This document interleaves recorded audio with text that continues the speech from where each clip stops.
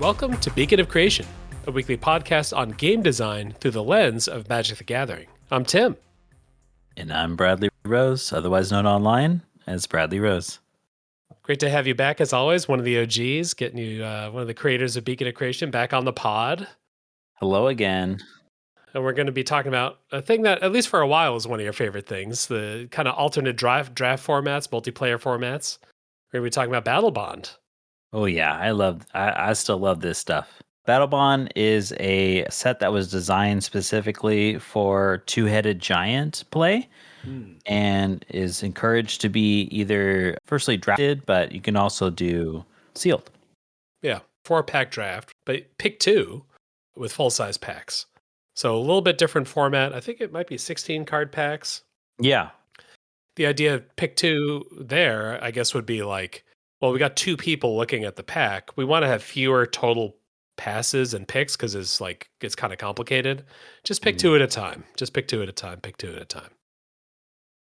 Early pick 2 draft. Yeah.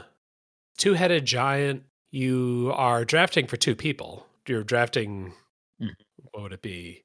64 cards, but you're going to make 2 decks with that. But because it's 2 people, you can use kind of any number of colors.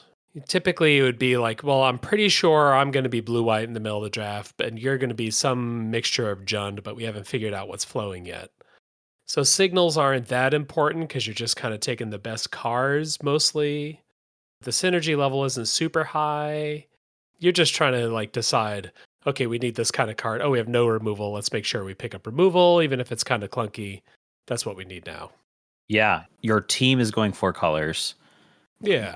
Or can even do 5. And so when you're making those picks, don't think about whether a color is closed off or not.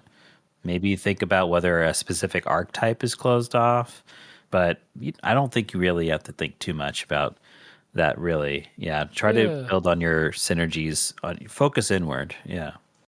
Which, is for better or worse. It means that this is kind of a foreign, unusual format. We don't, we're playing with 2 people. Maybe you're taking advantage of this and doing one experienced player, 1 new player. It's pretty friendly for that. Or, I did a couple at Magic Cons and it'd be 2 of us, but we've never done a team draft together. So we're figuring out our teamwork style in the middle of the draft. Yeah. It's unusual and novel on its own. It doesn't necessarily need to have, or it didn't seem like one of the goals with Battlebond was a super deep draft format where the picks really shifted. Yeah, the two-headed giant format, it was an opportunity for, and I think for Wizards, it did lean into that, where you want to take advantage of the fact that you can bring your novice friends, people who haven't played as much Magic.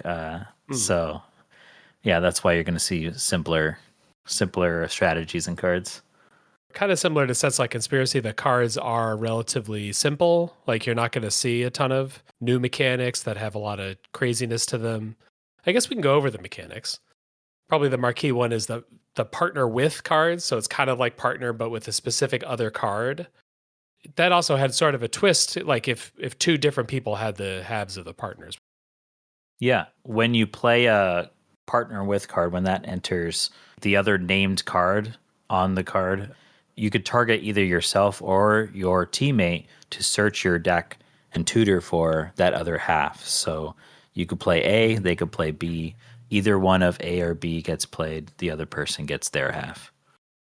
That sort of means that all of these cards were, I guess, kind of cantripy. I would say that they're not necessarily standalone powerful cards, but if you say a 4-mana green creature that double ramps and draws a card. Oh, wow. Okay. And draws a card. All right. That becomes a lot better when you add and draws a card to it. So the partner with pairs were naturally powerful, and they would always come together in the pack. So you'd open a pack and 2 of the slots would be 2 cards that went together and were usually your first picks unless you opened a doubling season or some $40 card or something.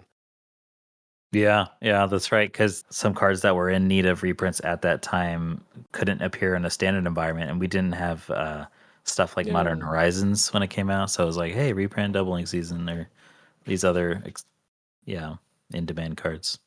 Commander decks back then didn't really seize on the like reprint value thing yet, whereas now it's pretty normal to get like 3 money cards per Commander deck or whatever. Mm. Yeah, so the partner cards were kind of by default powerful. You could choose not to take them, but it was pretty common. 70% of the time or more, in my experience, you would just take the partners, whatever they were. Oh, a wild strategy to do was you don't have to pick both. You can pick one and let and hope the other Mm. wheels, and you just pick the other like strong card. Yeah, that was sort of a, at least it was a strategy people talked about. I don't know if it was a strategy that functioned, but Yeah, you yeah. run a risk if you do that a lot of these are uncommon. So let's say there's a blue and a green pair, and we take the green and say, ho ho, no one will want the blue. But someone else, another team opened the blue green pair. Uh-oh, you just made their day. Like now their Oh day is yeah. awesome because now they have like a chain uh I got to play the blue and then you go get the green and then you play the green and I go Mm, get my other blue. Uh yeah. yeah, you got a A bunch of funny lore strategy weavers though. and lay weavers. Yeah. Or yeah, that was the I would say maybe if I had a negative moment in Battlebond, it was when like one team would open two of the same pair because now they were getting crazy value and you weren't, and it was like, what do we do? Like we can't Yeah. beat this. Do you think that's mitigated with the legendary partners? Uh, maybe a little bit because you would have to get them killed. Yeah. Something to think about for Battlebond 2. Yeah, those legendary pairs. Both of us have played Battlebond pairs as commanders. I played the Kenrith Mm. twins, and you had your favorites. Yeah, Virtus and Gorm. Yeah. Your deck was mostly built around being able to pay the command tax multiple times for Virtus because he got killed over and over. Yeah, very very glass cannon type of guy. Yeah, yeah. Yeah. Yeah, the other two mechanics were, I would say, a very light touch. There was support, which is like one of those green-white counter strategy or mechanics. So support 2 would say, put a +1/+1 counter on each of up to 2 target creatures. 2 is a big thing in this set. There's a lot of 2-ness. You pick 2 cards. There's 2 players on the team. Partners or pairs. A lot of the support cards are support 2. So there's a lot of 2 there. I would say support was basically non-existent in the set in terms of identity. Yeah. And then the other one's assist. Assist says that another player can help pay for and then whatever the assist mana generic mana cost would be. So if it's like Mm. assist or if the assist spell had 2 generic and a blue, and another player can help pay for up to 2 of that generic cost. So your partner can pay 2 mana and I could pay 1 mana for my spell, and then I Mm. could say, "Hey Tim, you're on my team. You draw 2 cards, or each of us draws a card." Yeah. And because of that, these cards were kind of over costed by default. But then the idea is your partner can help shoulder some of the burden there. I think this is a flavorful mechanic, but not a huge part of the gameplay because the cards were kind of expensive. They unlike partner, all the partner cards you wanted to grab with assist, you're probably picking those up late. Yeah, a little clunky, but trying to play in that space of like you and your teammate both are developing resources and but not both of you might have a play on the Yeah, same yeah. on the turn, and that kind of gels it a little where you kind of borrow their mana. But yeah, that was one execution of that, but not spectacular, not like the most exciting part of this set. I think the other kind of thing, looking back at Battlebond, that was kind of crazy, is that there were only 85 new cards. It was mostly reprints that made up the set. So there were maybe like 15 assist cards, but 15 assist cards was like a quarter of their non-partner cards. Like at least of the new cards, it took up a decent amount of space. Yeah. Some of those reprints were just like because they were shoe-ins for the environment, but Yeah. otherwise it was like maybe just ones that for this type of environment we need a creature that does well in two-headed giant in general. So let's just look Yeah. across all of Magic and just pick this. The Ocean Soldier can block for a while against Yeah. creatures. So let's include that. Which also they increase the amount of artifact creatures so that when you draft those artifacts, like it could go in either player's deck. So you have a free flow between both you and your teammates' card pool. There's like a common half cycle of gold cards. There's a uncommon cycle of gold cards. So there was some gold cards. I think the gold cards were actually a pretty good tool because those are the things that had a chance to not apply to a given team. Like I know, like the example before, I know where Azorius and Jund, but I'm not sure what the mixture is. Any gold cards that like straddled that gap, it's like, oh, we probably won't actually take those.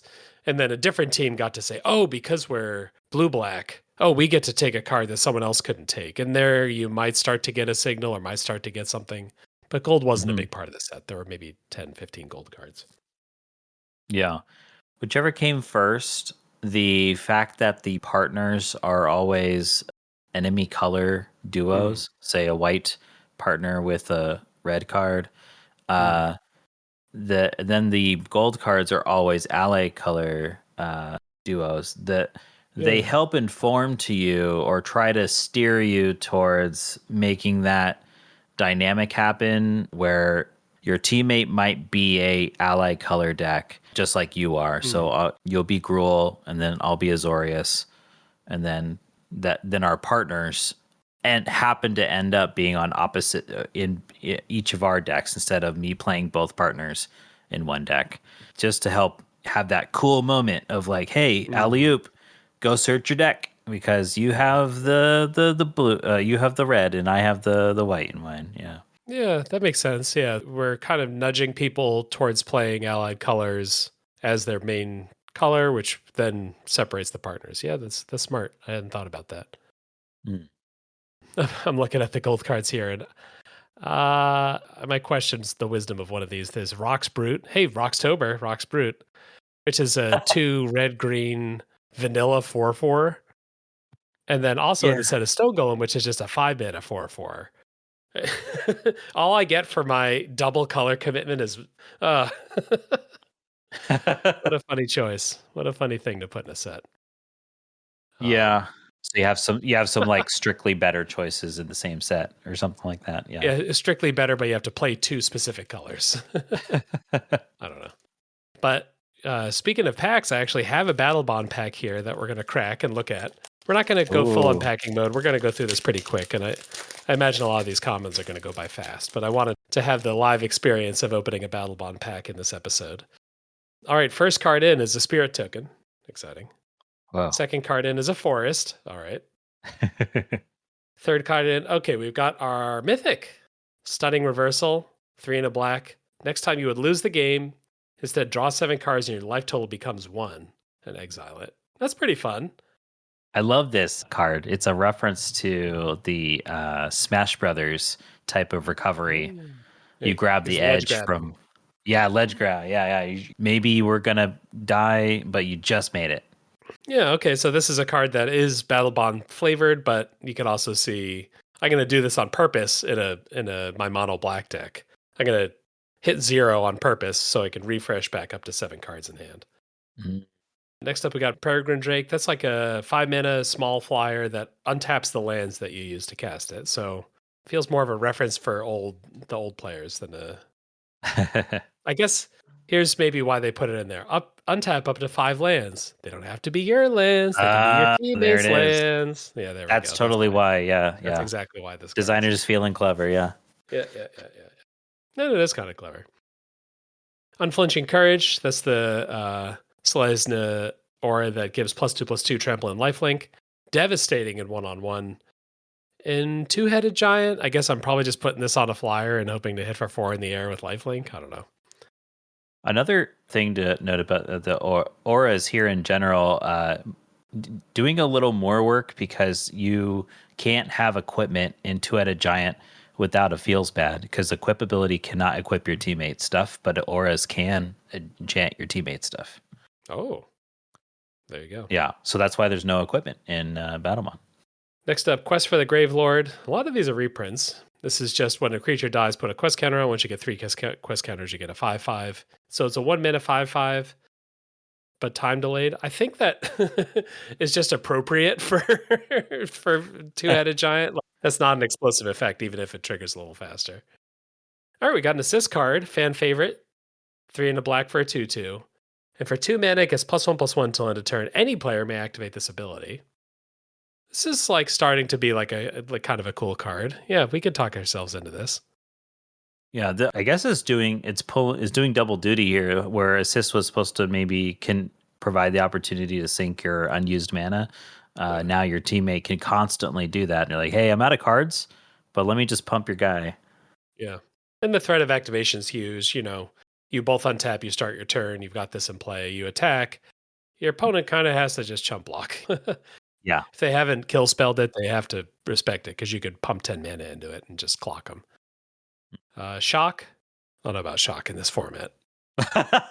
oh, the twosiness. Okay. All right. Well, here's another one that is purely for twosiness. This is Royal Trooper, 2 and a white for a 2/2. When it blocks, it gets +2/+2 until end of turn. This card is terrible, but it's got a lot of twos on it. 3 mana 2/2 Yeah, that when it blocks, not attacks, it blocks. When it blocks, it gets bigger. So it's like a defender 4/4 for 3 mana. I don't know about that. I don't know about that. yeah.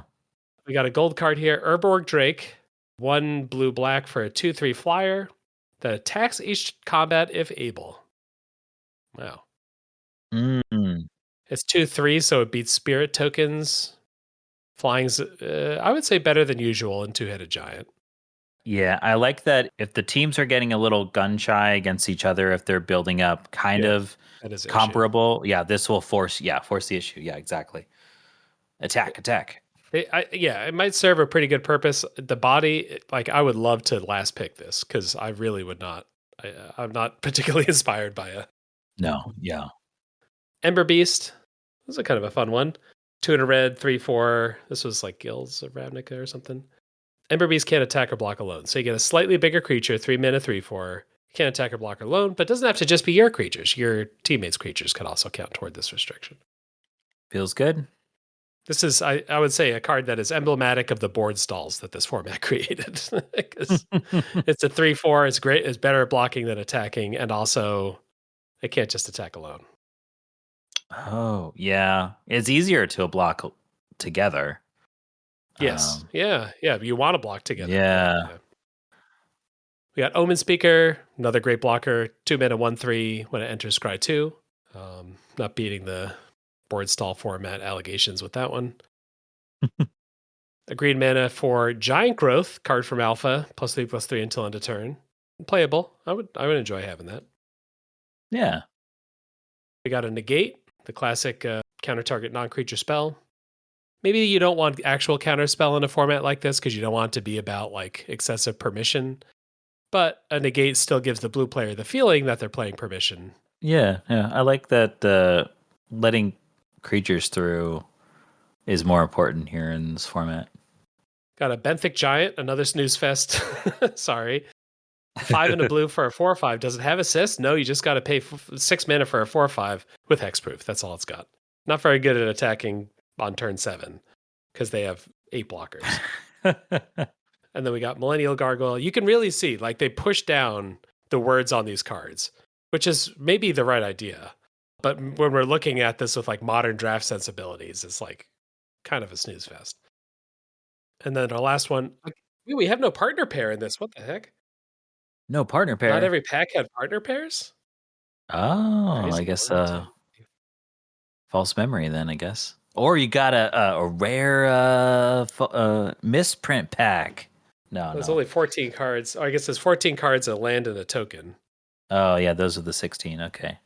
I don't know about that. my poor content right now. Well, it'll get us to our main segment sooner. Benthic Giant, a little pitch for it as well is if you are increasing the exchanging equipment for auras because you can help your teammates out. Auras are Yeah. fragile, so you want to enchant the hexproof guy.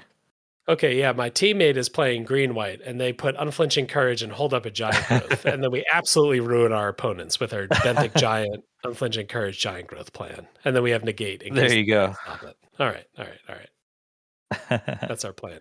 But yeah, our last card is Millennial Gargoyle or Millennium, not Wait, no, it is Millennial Gargoyle. Millennial. All right. Millennial Gargoyle. He's somewhere between 30 and 40 years old. He's 4 mana for a 2/2 flyer, just an artifact. One of those kind of filler artifacts that we talked about. And Yep. Yeah. I would say if I pick this what was it, sixth pair, so my 11th or 12th card, I could feel okay doing that. No matter what colors we end up being, I could play this flyer. Yeah. All right, yeah. We had, I would say, a couple okay cards here. The Unflinching Courage, is either going to be great or not that great. Fan favorite feels very pickable. Peregrine Drake seems fun to do. I don't know if we can use that much mana, but if we can, Peregrine Drake and the Stunning Reversal, I would recommend we play it in this format because when else are we going to cast this card? It's not a raw power card, but it is a fun level card for sure. Yeah. Those are packed there. But our main segment for the show is that we've been in the labs. We've been brewing up some ideas for a new Battlebond set, and we're going to test them out on each other. I don't know any of Brad's ideas yet. I can guess what some of them are, but he doesn't know what my ideas are. We're going to take turns pitching each other on different things for a Battlebond set. Let's see. So I have a new mechanic suggestion for this environment. Okay. Okay, so this one would be called Combo. So this plays into the theming of like fastball special, if you know X-Men. Yeah. Your Colossus throwing Wolverine. So Combo, I have two proposed executions of this name of a name mechanic. First one is, if you remember, case type for enchantments. Okay, yeah. And to solve it, right, for case is just to solve, you get the thing. In this case, it's to execute the combo, however you want to word it.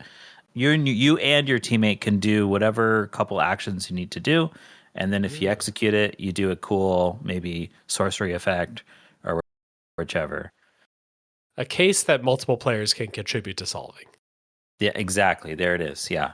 That feels like a set play. Like we take a timeout in the basketball game, and then the coach gets out the diagram of who's going to go where and who's going to pass to who. Yeah. Yeah. So we're like calling a play here. Play is unfortunately a very overloaded word. Like play already means stuff in Magic. That's a great. Yeah, I like that even better. Yeah, you're planning ahead what you're going to set up. Yeah. You break. Yeah. Okay. Yeah.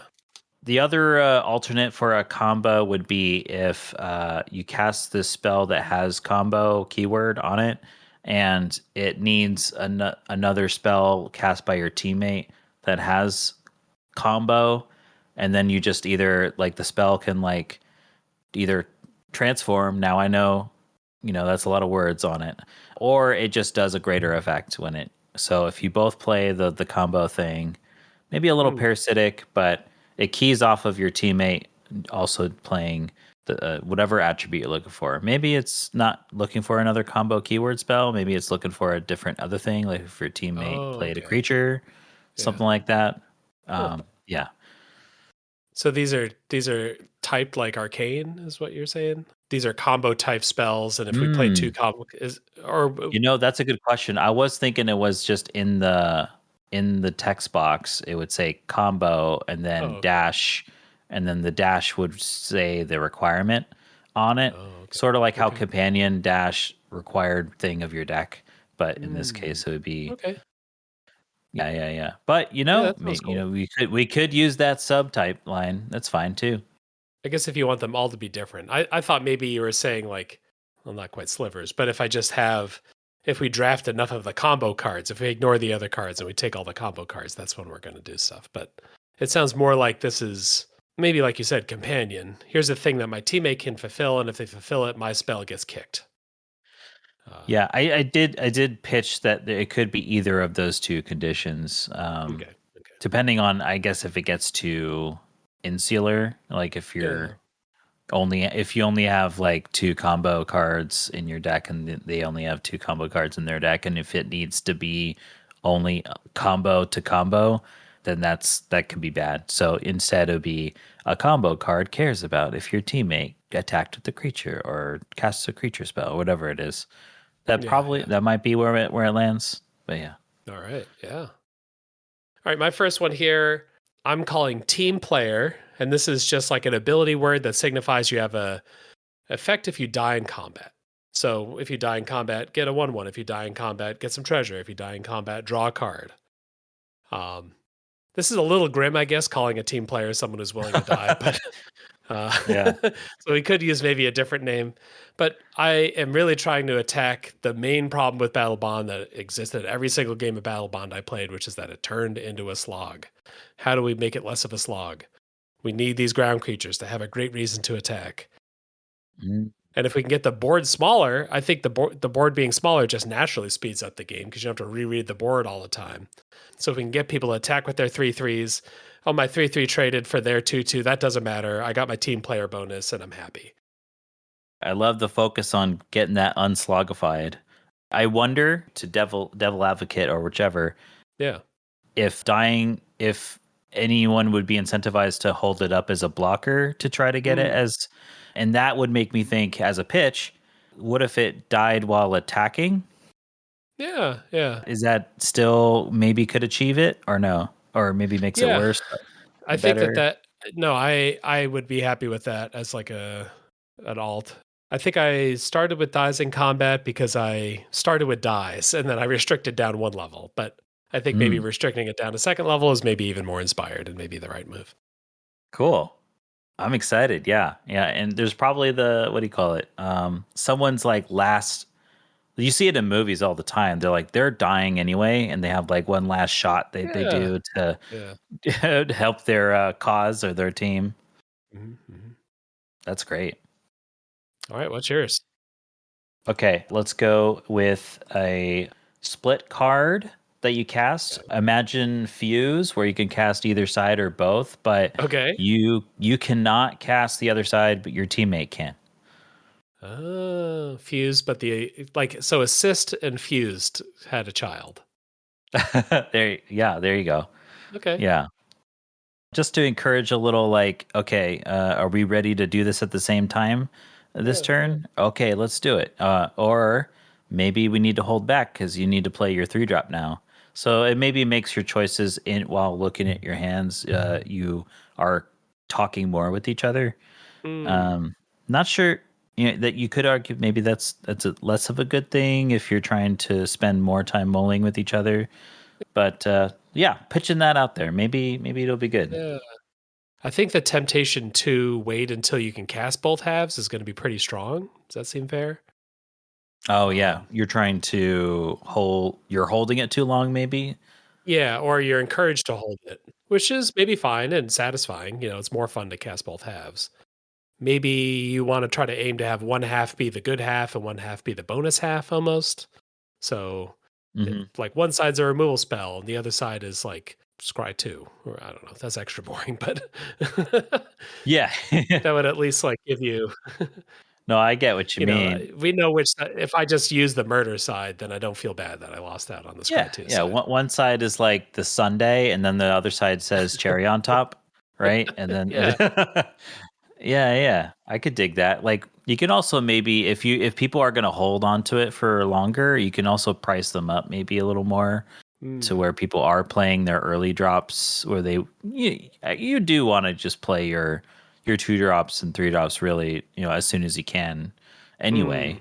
But I like your idea of like you don't feel bad about casting one side only. Maybe like a team kicker instead of a split card.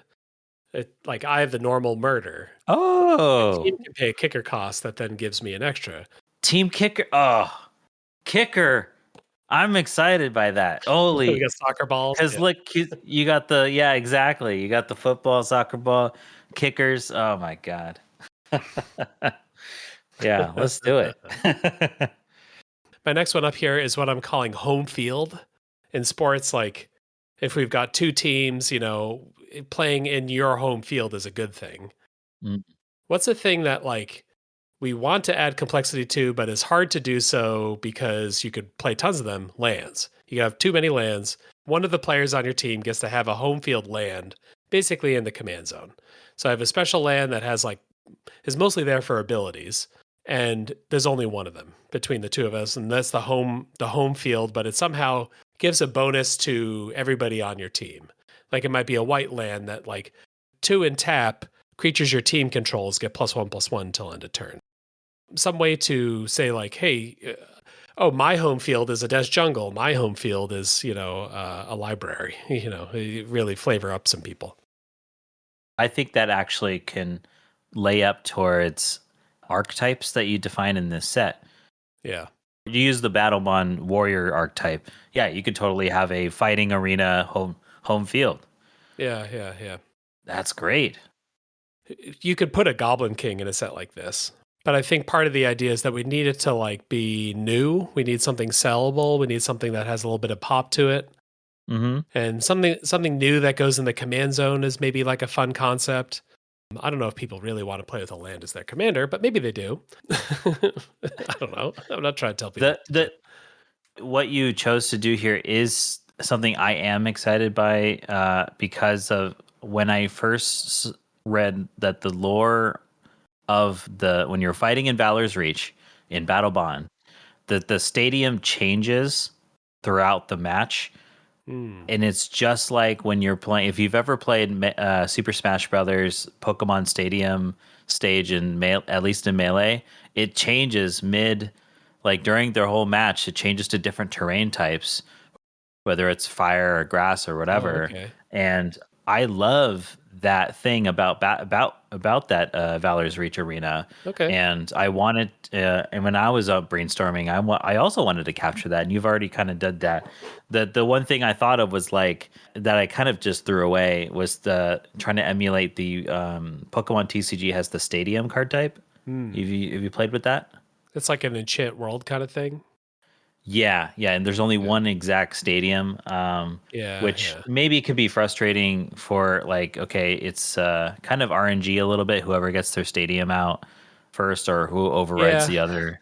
But it felt like a plane at that point. I'm like, I don't want Yeah. to make reinvent planes. Yeah. Yeah, that's where I decided to let gameplay beat flavor. There should maybe be only one home field. Like if you're talking about a playoff game, both teams are at one field, and it's Yeah. important who's we're on. I decided, let's keep the home field flavor, but let's not actually restrict it to like Legend Rule and Chant World Yeah. kind of stuff. Yeah, you can maybe imagine like the halves that you on the basketball court. You could see that like it just divides in the middle right there. Yeah, Those get kind of transformed yeah. into those magical terrains. Yeah, the fields. Like you can imagine like having pennants for the different teams or whatever that you're flavoring up, and you could say, "Oh, we're the Jackals because we have the desert home field or whatever." Yeah, You can still yeah, have some identity for it. It's a little less centered on a legend specifically, and more about like an area or a team, which is more sportsy. yeah. I wasn't sure about this, but my feeling with only one home field between your team was like draft wise, I don't want to have a ton of pressure that both players need to draft a home field to feel like they're keeping up with the draft. That's a pressure that exists in Commander Limited. Hmm. I felt like if there's only one per team rather than one per player, then you could have like goblins get +2/+0 until end of turn. And Yeah, like if we don't have any goblins, well, we might have taken that early, and it's not a big deal because we found like a generic blue one that lets us, put counters on artifact creatures. So, okay, we could do that. So you don't have as much draft pressure because your team only has one between the two of you. I'm gonna upvote on that because of the experience when drafting conspiracy. When you get those free cards in in the command zone with your conspiracy type cards, Yeah, you're yeah, just gonna want to keep drafting conspiracies yeah, highly, yeah, yeah, and that at the expense of your a good deck. yeah, yeah, yeah. And feel bad when you're the deck that has like no conspiracies. It's like, oh man. Yeah, yeah, very cool. All right, what's yours?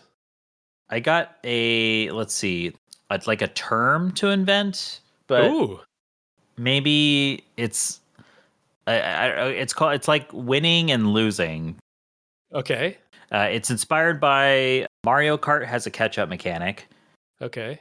if you get an item and you're losing, the more you're losing, Yeah, you yeah, get yeah. better items, right? And also, Kylum, the plane that Battlebond takes place on, hosted some part of the Aether Drift race. Oh, yeah. So they're all into sort of this type of stuff. So Okay. anyway, so you might have a spell that says, let's take poor old Shock here. If Yeah. your team is losing, Shock deals 4 damage. Oh. And otherwise, it does too. Oh, okay. Would you also have winning cards? Yeah, winning would be in there as well. But maybe that's a bad example because if you're behind, I don't know. Actually, would you play a red burn deck if you're losing? Huh, interesting. Anyway, that's beside the point. We could balance that later. But losing would be defined by a condition. One, the obvious thing is if your team has less life. But why Yeah. wouldn't you just write out less life? So I was thinking of maybe if you have less permanence and or life, or maybe you're losing by X life if you're losing by 5 Mm, life or more, mm, something like that. Whatever that condition, that magical condition is, I wanted to turn on the losing bonus or the mm. winning bonus. Yeah. It would read fun to say, like, okay, now is the time where we finally get to care about life total in Magic. Like, this has not really been like a big thing where if you're ahead on life, you're behind on life. That's not really been a thing that we really see a lot of cards designed for. Because in one on one, it kind of stinks. In Yeah. 2 on 2, now we kind of want to encourage a volatile game where more, more crazy things happen, so we can get these games over. Let's have winning and losing on there. You can even kind of imagine like white has more cards that care about losing because it's trying to help catch people up, where like black doesn't care. It cares about winning at any cost, so it has more cards that are about winning, and that might fit with some of those like psychographics a little bit too. All right. So you had sort of a life total matters thing. I had sort of the same concept. I was trying to get to the monarch space, like a little token or something that moves around. And I've got a thing that isn't fully baked here called trophy. So this is like a monarch edge sort of mechanic that I'm thinking comes online at a certain turn or something in a format. Now we're starting to leave regular magic, unfortunately. I mean, buckle up. It's just how I'm going to be thinking about some of this stuff. But this is a thing that turns on some turn and then exchanges control as life goes back and forth. So a trophy, you win a trophy by winning a game. How do you win games? Maybe either you just have the best record, you have more life or less life, like we just talked about with winning or losing, or it's a thing that flip flops all the time because it's just when you hit kind of monarch style, we have some sort of thing that pops out and gives you a trophy. If you hit for at least 3 damage, if you hit for at least 5 damage, some kind of dramatic amount of damage, you get the trophy. There was an old set that I remembered that Zerapath made called Metropolis. It was like one of the first like custom sets that had a lot of like sci-fi kind of flavor. Oh And yeah. there was a mechanic there called superiority, which is basically the same thing. If you have more life, something good happens. I think everyone's reaction or what we've been taught is that like effects that are better when you're ahead just kind of feel bad for everybody. It's like winning while you're already winning. It's just like adding more things that makes you feel bad when you're behind. But one of Zerapath's points at the time was that caring about life total early does a lot to shape your game toward like a more aggressive interactive space. Mm. Kind of like the Monarch. We can't really do Monarch with like two teams, that's too weird. But if we can care about life total or something like that, we can say like, hey, getting your 2 mana 2/2 out so that it can attack might actually be pretty good because the other team might be going slow, and then you take the trophy early, you take superiority early, and now you can try to ride that advantage further into the game. As a way to reward a little bit more combat, a little more ground combat. I was thinking that life total would be a tool that we'd use here that we maybe wouldn't use elsewhere. I like that. That's insightful. I'm thinking about how maybe that might influence how I play my tricks. I usually might Mm. want to save my tricks for pivotal moments. Yeah. Instead, I burn a trick, giant growth, Yeah, this is great. early to get yeah. Oh, I cool. fire off a giant growth. Yeah, that's a good point. I fire off that giant growth and it feels good rather than silly because I've gotten my opponents down to 18. I'm still at 27. I'm pretty sure that I will keep the trophy even if they swing back. Our life total is secured because I did an extra 3 damage here. Cool. And it's a little more lethal. Do we want two-headed giant to be a little more lethal? Yeah, we do. Do we need regular draft to be more lethal? Maybe not. Maybe it's okay for it to be the speed it is. I enjoy this because all I had written down for something similar was capture the flag, and I Mhm. did not write any details on it. So I'm on board with trophy here that you've pitched with Yeah. the back and forth thing. Yeah, that's cool. I guess the segues to here. I was trying to think of like how can is there room for an alternate win condition here? Ooh. So we've seen poison is an alternate Ooh. win, right? But rad counters is kind of a weird way to alternate win, maybe. Hmm. I haven't played much, admittedly, with the Fallout rad counters, but I was thinking along the lines of whatever the points, scoring points, some kind of thing where you have a way to win besides getting towards that zero life instead of just trying to pummel each other till one's left standing. There might be this extra secret way to win. Not secret, but this other thing you have to worry about too. If you let your opponent get away with doing it, just throw out there. Maybe there's alternate win condition. Oh, just a hunt for an alternate win condition. Okay, Yeah, anyone okay. listening, if you have ideas for Mm. that, for scoring points or something like that. All right, yeah. I can't think of one off the top of my head. I've just been in the lab. How do we make the draft more fun? How do we make the games Yeah. end faster? That's all I've been thinking about. So Yep. I haven't I, kept my mind open to the bigger things. I got some returning mechanics, just like Sure. Oh, okay. three of Yeah. them to pitch. So also from Oath of the Gatewatch, Surge. Yeah. Yeah. That's just like if your teammate also casts a spell, you just get a bonus. That's a little like easy. Yeah. The second spell of the turn, but any player can do it. Oh yes, yes. So you yourself could cast two spells Yeah. to turn it on. Boulder Salvo, 5 mana, deal 4. But if you or a teammate has cast a spell this turn, it's a 2 mana deal 4. Oh, awesome. Yeah. Yeah. What I'm more excited by is because this ties into the flavor of the world, the mechanic spectacle. Okay. Another discount mechanic, but this time if you've dealt damage to the opponent. Yeah, it just says it just cares about if an opponent lost life, so your Yeah. teammate can help cause the loss of life, and Hmm. your Hmm. spectacle can be discounted. And then the world of Battlebond, Valor's Reach, they do write that it's important that your team scores style points. So spectacle kind of ties Oh. into your performance as a competing team. Mm-hmm. Yeah. Yeah, I think that's a great pick. Spectacle. Spectacle felt very Rakdos when it first came out. It was a Rakdos mechanic, but it's like a generic enough word and it's a generic enough action dealing damage to the opponent. Every color deals damage to the opponent.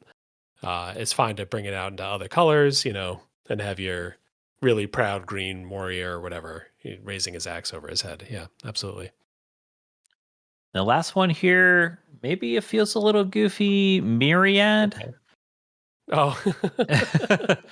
Yeah, so Myriad is whenever Hmm. a creature with Myriad attacks, you create a copy token of it that's attacking that gets removed at end of the combat for each opponent that you have. So in this case, Mm. Myriad will always be you're attacking, you create just one other token. Yeah. Yeah, that feels like one for the bonus sheet because it's basically always exactly turned on in two-headed giant. Yeah, yeah, So yeah. you're saying like a lot of extra words, uh, Right. or maybe a tweak on Myriad. Yeah, That yeah. reminder text, you're right. It is a pretty chunky. Myriad's fun. A lot of the Myriad cards are fun. It solves some problems. The opponents have to try to block and kill the base one and then maybe chump the other ones or whatever. Yeah. That feels like a thing you could put on like 5 cards or whatever. And it's like one of the Yeah. factions of this plane. Yeah. Could be a cycle of rares or something. I'm thinking like it's the Litjara, the Kaldheim blue green faction is all clone people, the Oh shapeshifter yeah. clone people. Yeah, So yeah. they're here competing and they brought a handful of cards with them. They're here from the other realms. Yeah. The 9 realms are now all having a little sport together. There you go. There you go. I like that. My next sort of idea, this is another kind of half-baked one like the trophy, but what I wanted to represent was captains on a team. Ooh. On a sports team, it's really prestigious to have your captain. They're typically a player who's been with the team for several years. They're usually one of your best players. They're not always your best player. Sometimes they're just the player that everyone likes the most and that is the leader and everything else. My idea was either there'd be creatures that were potential captains or kind of like the trophy thing. This is just like a game rule for this format where captains, once you had at least 3 creatures or your team had 3 creatures, you could pick one of your creatures at the start of turn or start of combat to be your captain. And then your captain would get like probably some extra stats, maybe 1 or 2 keywords. Huh. Yeah, yeah. We have precedent for that with the ring bearer type of thing. So yeah. Yeah. I guess you could even make it sort of like a, I don't know, mana dump or some other thing where you can level up the captain's badge or whatever. So your captains are getting stronger and stronger. I wanted something Mm. that's a little different from an equipment because, like, an equipment in this kind of format, I want to get the like 4 extra power equipment, throw it on a token, attack with that every turn. Whereas I wanted your captain to survive, maybe. I don't know. There's something a little bit different from equipment, something that's going on 1 creature. I don't know. Maybe it doubles the stats of the creature, so you want to put it on a big creature. That's one of the things I was thinking. Okay, yeah, and that usually that doubling means your later game plays, your colossal dreadmaw with the football helmet is you want that one to be your captain. Which is good because that's your latest spell that you played. Instead of it getting weird where it's like, I for some reason I want my 2-drop to be the captain. Well, I mean, I guess people could still be excited. I mean, I could still be excited about my Yeah. grizzly bears being Yeah. a captain, but I wonder Yeah. if people really want their bombastic late game plays to be captain. I guess one of the pieces I was thinking of there that's related to that, and I think the ring bearer technology sort of allows you to time gate it a little bit, is what if the triggers or the abilities on your captain were doubled? So if you had a Goblin King and he was your captain, your goblins would get +2/+2. Or if you have an activated ability, tap to tap a creature. Oh, now I can tap 2 creatures because it's my captain. Oh, choosiness doubled. I like it. Choosiness. Anytime the number 2 shows up. Brad's Yeah, pointed at the speaker. He's pointed at the head. I know. I'm gonna look at the runtime on this episode. There we go. It better be 1 2 2 2 2. 72s are in there. Yeah, yeah. That's cool. You got anything else? I got one to steal from a set that I was working Okay. on before. Vehicles can be fun when you're trying to mash them into Mm, each other. The problem okay. with vehicles is the same thing as equipment. You can only crew a vehicle with your creatures and not your Mm, teammates' creatures. So crew is the keyword. That's the problem here. hmm. Team crew. So here's the keyword that I like to say is pick. Yeah, team crew is probably the way to go, but pit Uh, crew is what I pit crew. called. Yeah, pit crew is yeah, anyone on your team can pit crew, and then but it'll probably be called team crew or whatever it Mm, is, whatever that word is. Yeah, anyone on the team can make this vehicle come to life. I think that can help break up board stalls to have huge creatures and that huge mm. vehicles get through it, have maybe some fun Mad Max style or whatever it is type of uh, a monster truck type of battles with each other, things like that. Yeah, yeah. I don't know if Monster any truck. of those would That's be fun. borrowed from the Aether Drift races. They're like, hey, we kind of repurposed this for our arena battling. Well, once Kylum saw them, they're like, "We want those," and they brought them in. Well, I mean, Nice. Aether Drift does go through Kylum, part of Kylum, but yeah. Yeah. All right. But yeah, you're right. Yeah, Valor's Reach was like, hey, let's get some of that technology in. Yeah, yeah. I want the I was looking at Winter Games things, so I want the bobsled vehicle. That's the idea that I had Ah, that's vehicle related. I want the there you bobsled go. with everybody in it. All right, I got a couple more weirdos. You want some more weirdos? I'm ready. I guess the base one that I wanted to think through, and this is more of a brainstorm one than a baked idea, but 3v3 draft, 1 pod. How do we do it? Whoa. Yeah, yeah. That's great. We're still have the identity from Battlebond of team. Yeah. Team is still in there. But now, yeah, that works still, I think. Let's see. How do you do that? Yeah, you're all seated on the same side with each other. Is it bad if you're alternating? Do you think, or does that destroy your vision of? That's what I'm trying to figure out. Like, I think my default is insane, but it's you pick three because you have three people per side. Yeah. You have to draft even more cards because you have three players, so you might need six. Might need to go through 6 packs, which could take forever. I don't know. That's why this is half baked. I don't think the traditional like team draft where you're two teams of three, but you sit opposite. So like person on team A is sitting between two people from team B. Um, Right. I think that's good for Yeah. a regular team draft and it's fun and like it makes cutting really important, all that kind of stuff. But like we were talking about earlier, Battlebond draft is a little bit more about just like look at your own team's needs. Don't look too much about what the other team's doing. Maybe I'm thinking about how you have 42 to 45 picks by yourself, and then Yeah. you might have 30 picks for 6 packs. Five, yeah. Yeah, you should do 5 per pack. Yeah. Yeah. First pack you open is the hardest. You see more full packs. Yeah. Yeah, it's hard. Man, sometimes when you open a pack, you're like, okay, I'm torn among these 3 or 2 cards. Maybe pick three means you're like, okay, I know what I'm picking.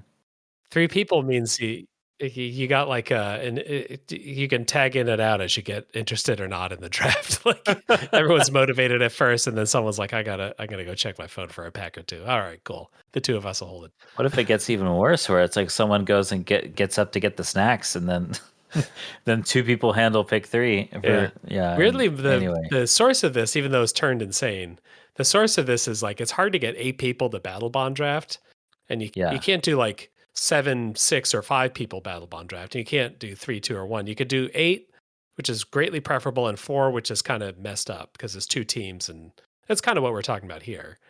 So I was thinking like, if we can we get it down to 6? Can you be 3v3? Is there any color signaling doesn't really happen, but are there other signals like synergy signals you can send back and forth? Can you learn stuff about the other team? let me ask your vision. Does this bring back Emperor with range? So that's the idea that like if you got a 3-person team, the middle seat can't take any damage, and you have separate life totals for each player. So like the Mm, 2 knights, one of the knights has to die before you can start attacking the emperor. So yeah. range wise, like you can't affect things too far away from you. So an emperor can't cast a spell on another emperor until the knights start dying. I think this is still flat though. I think Battle Bond was more flat. It's 3. It's still a shared life total. It's 3-headed giant. It's not emperor. That would be my Okay. instinct. Yeah. Cool. I don't know. Maybe emperor draft would be more fun somehow. What if it goes like this? Default 3v3 flat like that, Yeah. but then in the whatever rules insert, it's like, do you want to up your game? Do you want to go a complex? Do try this way of draft doing Hmm. the this set Battlebond 2 Emperor style. All right. You have absent emperor draft where there are 4 seats in your 6-player draft, and the 2 knights on one team draft together, the 2 knights on the other team draft together. But then they Whoa. are sort of alternated with the captured emperors. So the emperors doesn't know what their knights are doing. Oh, there you go. One of the pitfalls that I always imagine, and I never actually have had seen proven data, or maybe Yeah. you can tell me, is when you're alternating, you're trying to tell your opponent, signal to them, or not your opponent, your teammate, them what you're drafting, but it's hard. But maybe you resort to being a little cheaty with like, hey, I could just do sign language. Yeah. Then no one would know, like, hey, I'm doing green and white tokens. Okay. Mm, I don't know if that helps you because mm. there's an opponent in between both of you that you have to pass cards to, but there's that desire to try to like wink and gesture at your teammates. Yeah. All right. Do you have any more, or can I just rattle off my other half-baked ones? I like how I can balance your weird ones with my kind of like just ho hum ones here. Okay. Partner with before has always been with only exactly one other card. Instead, you have partner with A, B, or C. A class of cards. Okay. Yeah. Yeah, yeah. So now you can either have it so that the booster pack has the A plus B or A plus C or A plus D in the pack, or you can have it so that it's not guaranteed you'll have the team up together. But when you're drafting, you're like, oh, wait, look, I have a quarterback, and then this is the running back. Or the quarterback also, it does well with the fullback. Hmm. Yeah, so there's more combinatorics instead of just always these two have to go together. Yeah, that seems kind of cool. Like a little more open ended, a little more team buildy. I have Yeah, more chances to assemble a partnership, and it's not quite as linear. It can be kind of fun because, like, the quarterback has this one ability that targets a creature, and then there are two different creatures that both benefit from being targeted. So it's fun that either of them could swap in. exactly. Yeah. I was thinking maybe that might end up being on the non-legendary ones Hmm. because I'm thinking that there might be a desire for checking the boxes with if legendary partner with returns that it's now instead of enemy color duos, it's the ally color duos now.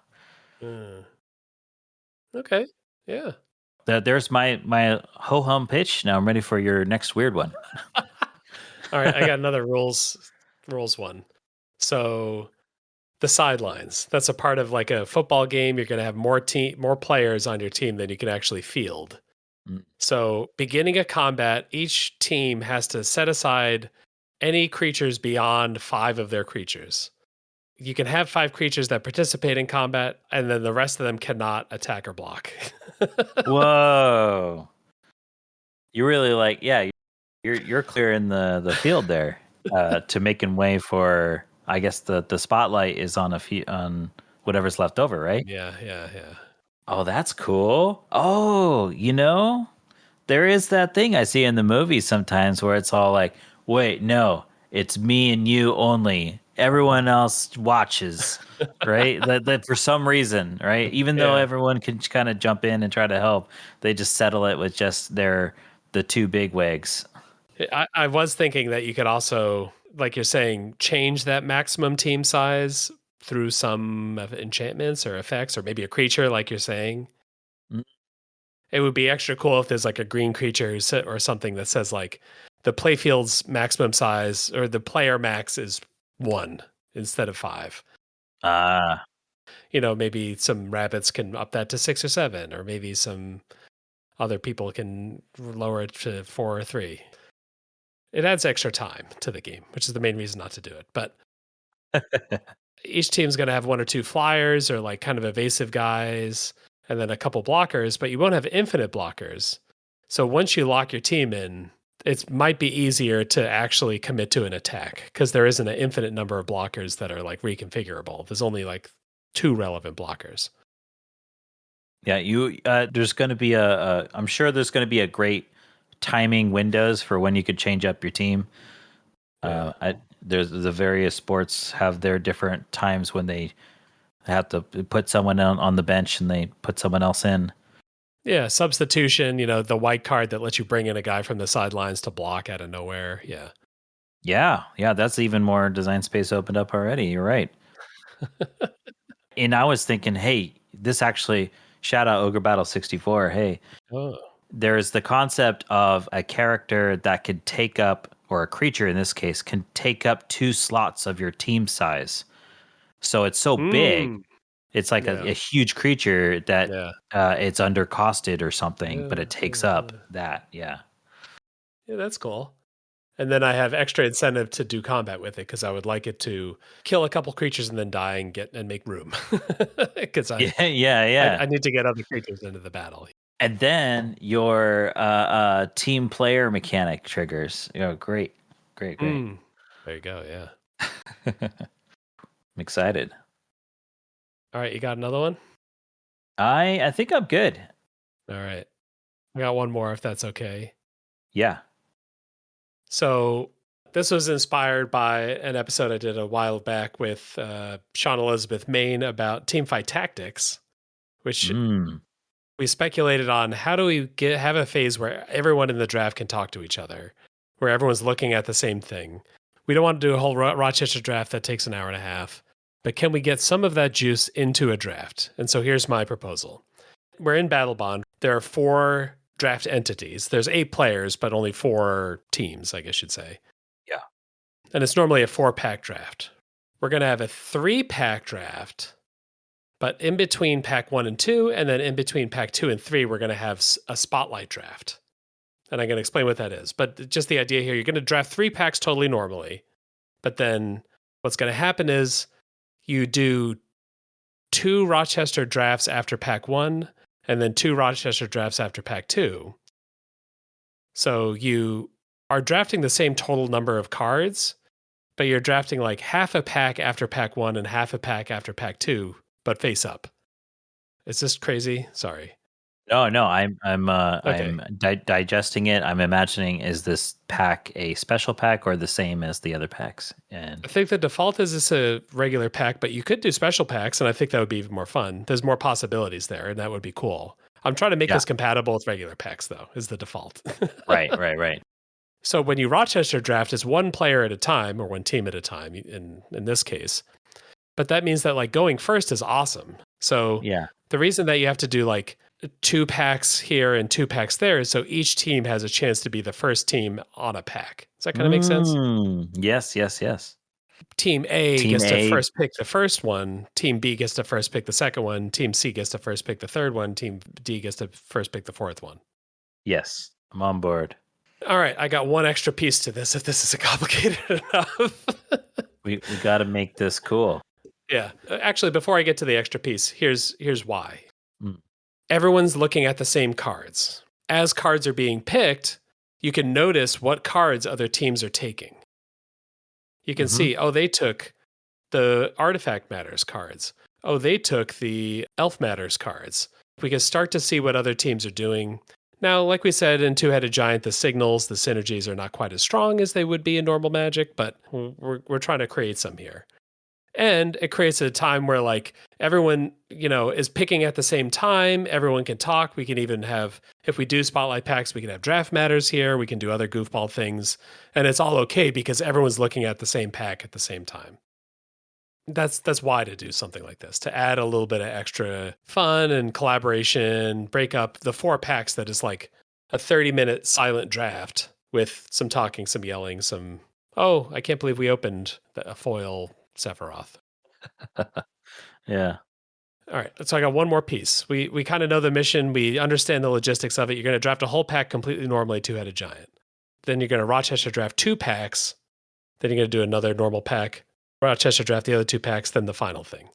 I was sort of concerned that the early picks, especially in these Battlebond packs, like the one we just opened today, are like giga loaded toward a couple good cards, and then the rest are full chaff. So here's my solution for that, which is even more harebrained.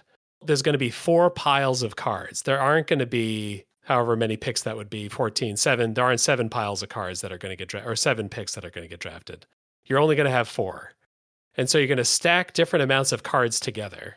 In Magic, the packs are always like in a really specific order now. So you just order these retail packs in the same order every time. And so you can easily form the spotlight piles. You have 1 pile that's going to be a rare and a common. Then you're going to have whatever the special slot is for the set. I don't know, Legends Matter, the home field, combo cards, whatever. A special slot and 2 commons. You're going to have 2 uncommons and 2 commons, and then you have an uncommon and 4 commons. So you're going to have 4 piles that are like maybe not fully balanced against each other, but are an attempt at balancing against each other. A pile of 2, a pile of 3, a pile of 4, and a pile of 5. But the bigger the pile is, the more there are commons. Does that even make sense? Yes. Okay. This completely makes sense to me. Yes. Okay. You're trying to balance the values among the cards, Yeah. and the rares tend to be more valuable than the commons. Yeah. And the idea here is by weighting them so that you can get quantity or quality. But it might also be that you look at that like uncommon and common pack and you're like, oh, that's actually the cards that we want. And then you take that. Now that can be more discussion fodder, right? If we just take the big pile each time, we have infinite playables and everybody else has fewer playables. And then we're, the more balanced we are eating our vegetables. If you're just taking the powerful rare, you have the most powerful card in the pack, but you don't have quite as many total cards to pick from. It might be harder to get down to 2-color decks. That sounds good.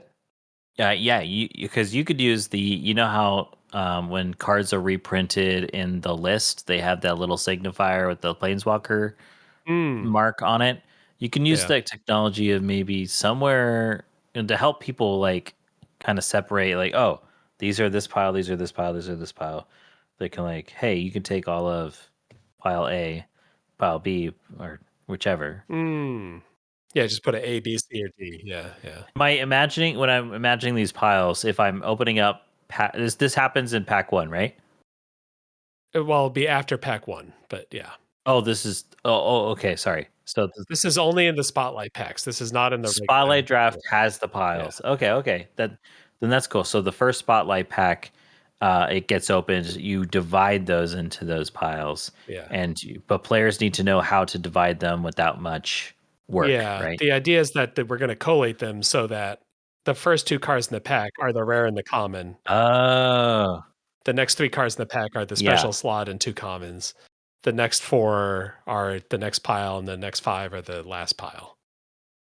Okay. That makes it easy if you just have to count, right? To go 2, 3, 4, 5. Yeah. Yeah. Okay. Got it. Yeah, Got it. Got yeah. it. Okay. Then you don't have to do that. What I just said, but Yeah, no, I think that's a good idea too, yeah. Because what you don't wanna do is have whoever's piling out the packs decide where which common goes, like, "Oh, I'm gonna put the murder with the black rare." yeah, Like, yeah, we don't want any editorial on that. We need to just be as it is. This is a thing in teamfight tactics where you normally are drafting solo, re-rolling all the time, that kinda squad buildy auto battler thing. But then every once in a while, yeah. there's like this thing where all the players stop and they all look at basically this little conga line of characters that everyone's looking at the same conga line. Mm, Those characters also have a random equipment attached to them, and that radically shifts how good a pick it is. It might be an okay character and a good equipment. It might be a great character with a bad equipment. Like it can also be like a good character with a good equipment. And then the pick order there is based on who's behind. So it's more your catch up style where the person in last gets to pick, then it kind of goes up, and then the person in first gets the dregs.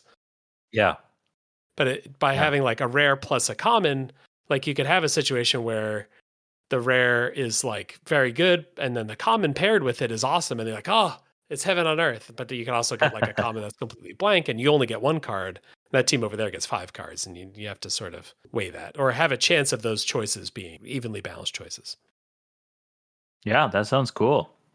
I'm ready. Your mind was so open that even my most goofball idea did not phase you. Well, maybe that's just a testament to your skills, man.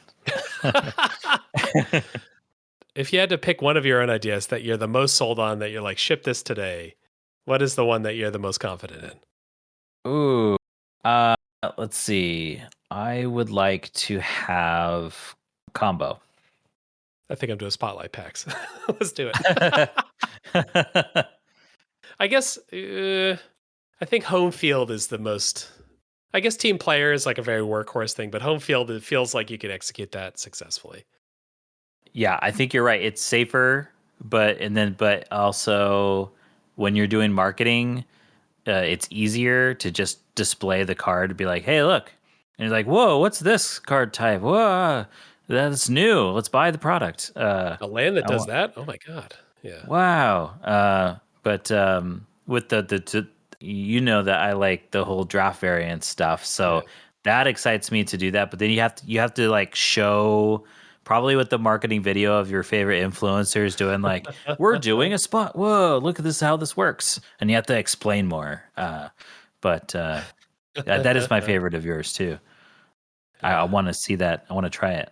Even with cube, maybe you can even now, even if it's not a battle bond thing, maybe you can even do a cube Hmm. setup with that too. Yeah, yeah.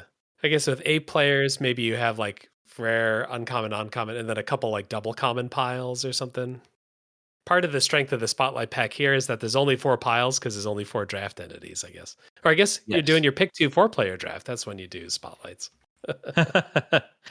I am partial to the idea of I'm just thinking about three people in team jerseys fighting against another three people and they're Yeah. getting real into it and it's like when people gather for football night and they have their snacks.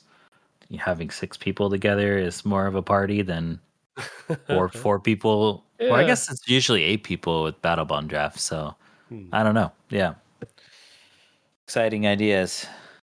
All right. Yeah. So, anything else about Battlebond you want to talk about? Any like specific cards you remember? Any last thing we didn't mention that we need to talk about? It's funny you opened Stunning Reversal because that is one of my favorite things. I guess just anything that Smash Brothers tilted towards there. We talked about, we talked a little bit about your home field, brought up the whole like lore of the stadium changing, like like in Mm, Melee and stuff. yeah. So that's cool too. Oh, you know what? You just reminded me of one of my favorite things of why Kylum is my favorite plane. Oh. In the lore of Kylum, every adult on that plane knows sign language. And my Oh. family is deaf, Yeah. so that hits a little more home for me. And the Mm. reason why is because the homunculi there have no mouths, so Mm. they speak in sign. It did make me a little bummed that the is it Yeah. Vix? Vendor split or whatever. Yeah, Yeah. yeah, the newer homunculi has this magical ability to do audible speaking, but Yeah. I'm excited if Battlebond 2 can maybe surface some more of the that fact that everyone can sign. Like maybe Mm. just one character or something. Yeah. That'd be cool. I like it. Yeah. Great. What about you? Okay. So, I did a draft with my friend Pat a long time ago at a Magic Con, and we're teamed up. We had good teamwork. And he was adamant that we should play Frost Links, which is just like a 2 and a blue 2/2 ETB tap and stun before stun existed. Tap and it doesn't untap next turn. I was all out on ground creatures. We can't be playing these like kind of crappy ground creatures. We can't get fooled by the tempo here. But in the end, you got to have teamwork. I trusted him. It won us both our games. So Hell yeah. I had him sign Frostlinks for me, and now I have a signed Frostlinks from Pat from Battlebond. It's good memory. Alrighty, so that's about it for our podcast for the week. You have just a couple more days to enter our October design challenge. Rockstober, design a rhino that would fit in a graveyard set. You have any rhino cards you think about? Any rhino cards that are your buddy? It's funny. Rocks would be the buddy. There's memories of 7th edition Rocks. Has that armor on. It's Oh, the like, original rocks. Okay. yeah, just a bipedal rhino with armor on, as opposed to wasn't the original Rocks the on all fours? Yeah, the Nemesis art for rocks is just like Yeah, a messed up looking rhino. yeah, yeah. But then what you said 8th edition. Later on, they brought him 7th back. edition. Yeah. Oh, okay. They brought him back and gave him a suit of armor and let him stand up. So that's just like you. You grew from a mere child into a proud warrior like rocks. There you go. And then you go on to inspire Rocksteady TMNT card coming out. You Bebop and Rocksteady guy? I those guys are cool. Yeah. I love him too. I think we're Yeah. united. Who's who? Are you Bebop or are you Rocksteady? Who you want to be? I'll be the other one. Oh, sick. Let's see. I'll be Bebop. All right. I wanted to be Rocksteady, so this is perfect. Oh, nice. We're ready for Battlebond 2. We got that teamwork. I'll get my bandolier and I don't know, ripped camo pants. Is it 3D glasses he's got on? I don't know. I'll get those glasses. You need Yeah. like some weird ear piercings, maybe. There you go. Uh, so get us that rocks fits in a graveyard set. Got bonus points. These are maybe our weirdest crop of bonus points. Roxanne can mention red as a color, but not red mana. Roxas, the card name is an anagram. You could just do a normal anagram, or you can do an anagram with an extra X. That's the double bonus point if you do that. And then one final bonus point, inspired by Once Upon the Galaxy, Alexis's game, and their new set Candylar. Have your rhino interact with treasure or food. So a little bit of rhino treasure stuff on Capenna. So maybe there's a way that you can do that here. Maybe he's digging in the graveyard and finding treasures. And that'll be due just 2 days after this ep comes up. So hurry to the channel and get that in there. And that's about it for the pod for the week. Hop on the Discord, We're going to be hitting preview season soon. We got all the usual stuff popping off. Play test drafts we're firing today. It's always great to see people in there talking about stuff. Anything you want to tell people about? By the time you listen to this, I'm just about ending my like Halloween gaming streams on Twitch Mm-hmm. at twitch.tv/Bradley Rose. But I, Mm-hmm. continue to stream other games that are not Halloween after October. As for the card game design department, I'm focusing my time on the Dragon Ball Z trading card game. Yeah, yeah. I already have a set of cards that I put some time into you can find as a pin post on my Blue Sky, and I'm working on another thing to release sometime. But you can find my Blue Sky at the specialbeamcannon.bsky.social. You usually kind of evenings, after work, you get on, fire up the stream. That's a normal time to catch you. Yeah, late evenings. So Pacific time wise, maybe definitely firing it up by 9 p.m. or so. Mm. So yeah, I do go until like 2 a.m. is my hard stop Pacific time. Especially like maybe on a Friday or something. Yeah, Yeah, yeah. yeah. Alrighty. Well, be sure to catch that. And you can also find Brad on the Discord as well, of course. And most of all, thanks for listening. Bye bye.